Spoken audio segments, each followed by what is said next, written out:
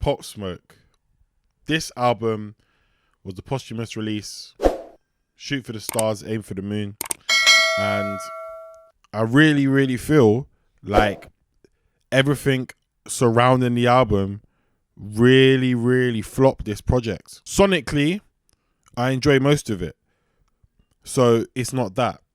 What I'm talking about is the fact that we got a really dead cover from Virgil, which looked like a cross between What a Time to Be Alive by Drake and Beer Bongs and Bentleys by Post Malone. Just got that generic picture of Pop Smoke that we've all seen before, put that together and said, here's your album cover, sling your hook. So going into the project, people are already slating a part of it. We're slating a part of it which is going to make people's perception change slightly as they go into it. On top of that, this week now we've seen this whole Pusha T, Young Thug, Drake, Gunna situation. Mostly Young Thug and mostly Pusha T, you know, going back and forth about, you know, Pusha T low-key sneak dissing Drake and, you know, Pusha T calling out label foul play and Young Thug saying, yo, if I knew you were going to do this, I wouldn't have even, you know, wanted to be on the song.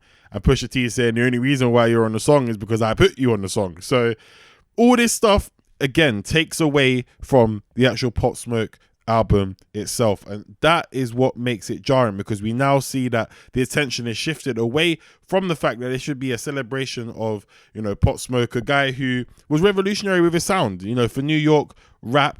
He brought in this new wave influenced by UK drill music with 808 Mello, a guy from Ilford who was his producer, and Axel and all these other UK producers who are making these beats for these American drill rappers, to get in this project now that was enjoyable, but, you know, Antics really ruined the record. There are a few songs that didn't even make the record, and now there's going to be a deluxe. And, you know, when you look through it, there's 19 songs. It's 57 minutes. Dior, bear in mind, has been on Meet the Woo 2, and now this. How many times are they going to put that song as a bonus? We know it's a big song. You know, it helps with streaming. But at this point, the fact that it's been on 3 of the projects from Pop Smoke that have come out in the last, say, 18 months, it's looking a bit like a cheat code. I know this review started kind of pessimistically, and I didn't want to take it there, but let's talk about the positives. I feel like the project starts extremely well. I feel like, you know, Bad B from Tokyo into Aim for the Moon with Quavo is great. You know, the link up between Quavo and Pop Smoke was fantastic. Obviously, we saw that in Shake the Room, which came out on, you know, Meet the Woo 2. Quavo sounds comfortable on drill, and this song, when we get to Snitching featuring Future, it isn't so good. For the Night with Pop Smoke and Lil Baby and DaBaby, again, Pop Smoke and Lil Baby, I feel like excel on the record.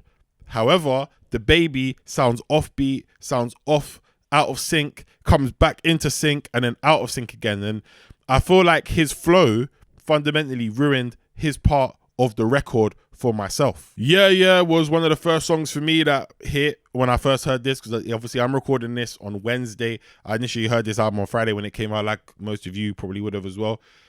That was a good song. I enjoyed that one a lot, and it was subtle. The beat wasn't too complicated. It was the way Pop Smoke was rapping over it, complemented each other quite well. Creature with Swae Lee.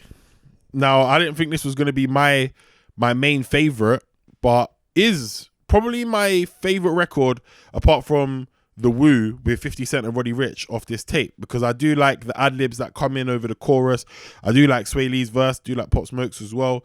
There seemed like there was time and consideration with these steps taken when, you know, tackling this song and a few others as well. When it comes down to The Woo with 50 Cent and Roddy Ricch, I'm not going to lie to you, Roddy Ricch and 50 Cent was a collaboration with Pop Smoke I'd never wanted prior to this. But 50 Cent obviously executive produced the whole tape and does well, and makes me think, rah, there is a space for 50 Cent as a rapper in 2020. He's made other songs in the past before. Obviously, he had, was it Get the Strap with 6ix9ine, and he was all right on that. He actually did quite well, but we've seen him drop other projects in the last, I think he had like what, Animal Ambition and stuff, on projects like that didn't really make an impact. And he hasn't really musically made an impact since maybe AO Technology or around those times at the end of the last, well, not even the last decade now because it's 2020, the end of the 2000s, the late 2000s. One of the songs that got a lot of heat that I did enjoy personally was Enjoy Yourself with Karol G. I do like the fact that they added a little Latin vibe onto the record, and you know, you ain't gonna enjoy yourself. Like Pop Smoke's verse and a lot of the throughout the album, it does work. It's enjoyable, and obviously people have been giving Karol G heat. Why is she on the record? Blah blah. But as a whole, you know, it worked. It was effective. Even as you go through the project, you can almost hear 50 Cent. Like if the sound of the 50 Cent sound is very reminiscent. And obviously when people first heard Pop Smoke in the first place, they were like, this sounds like 50 Cent on drill.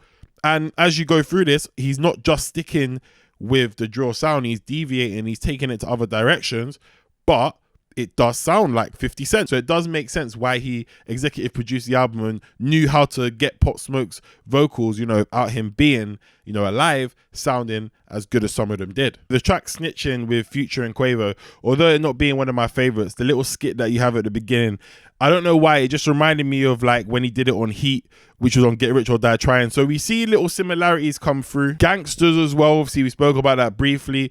That sounds like a 50 Cent kind of beat from the early 2000s as well, with that piano beat going off in the background, Pop Smoke just rapping. And yeah, even the feature of Lil TJ. Now, they've collaborated before, so that's not a surprise. And Lil TJ does, you know, come through and, you know, say one of his signature bars, you know, that it's hurting one. And obviously that little back-to-back with Pop Smoke was good. It, you know, showed a good solid dynamic that those two had.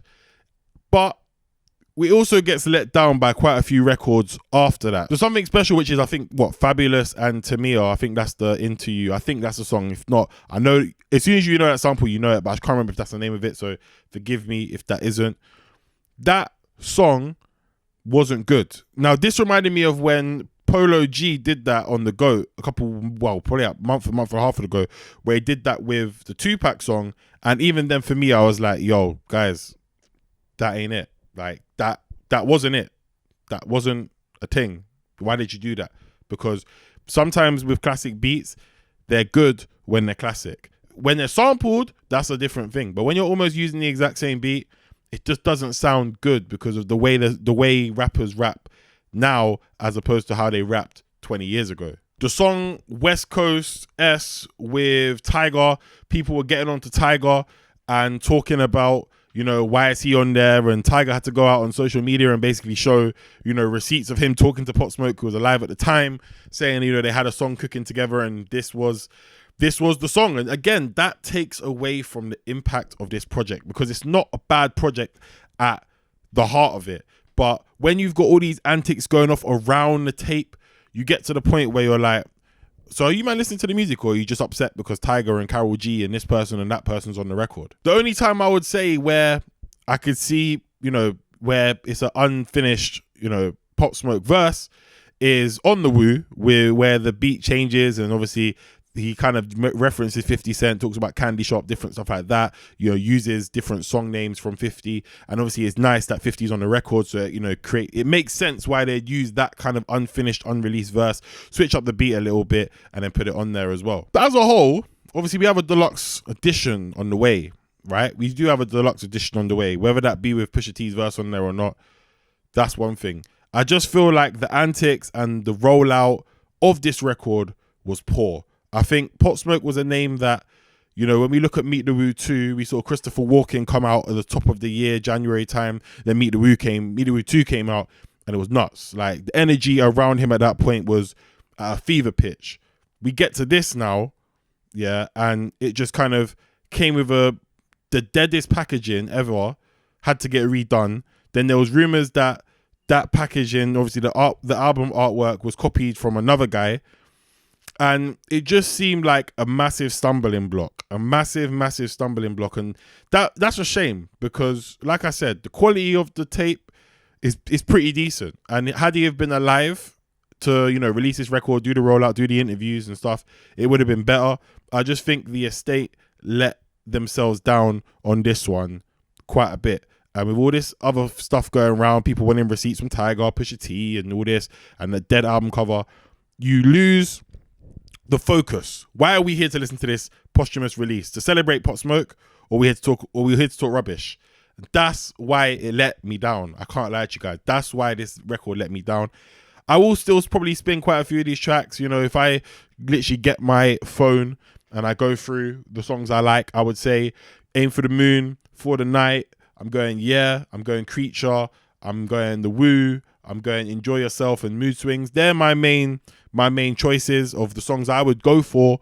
But apart from that, I wait for the deluxe. I've heard snippets of the Pusha T Young Thug Gunna record. It's on social media. You can go check that out for yourselves. Sounds good. What else are we going to get on this deluxe? What did you guys think about this record? What did you guys think? Let me know what you thought in the comments below. I just think they let Pop Smoke down in the end. I think it was a good solid body of work, but all the antics around it, they let Pop Smoke down, man. They let him down. But we got the deluxe. Who knows what we'll get in the future. If you guys enjoyed the review, make sure you leave a like, and I'll catch you guys sometime soon. Peace.